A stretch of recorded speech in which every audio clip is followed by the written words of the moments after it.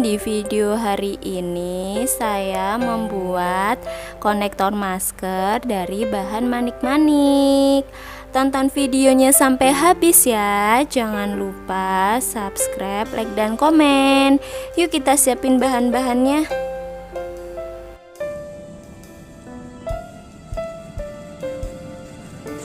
Kita siapin bahan-bahannya ya. Yang pertama, mutiara 8 mili sebanyak 6 biji.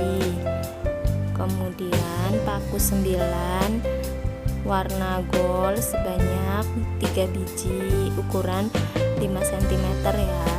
Kemudian manik-manik bentuk permen sebanyak 3 biji warna putih susu. Stopper bening 1, peniti warna silver 2, peniti boklam ya. Terus ini penjepit warna gold, tang, dan ini tali koreanya ukuran 50 cm warna biru. Untuk warnanya bebas ya teman-teman, sesuai selera. Kita langsung membuatnya ya.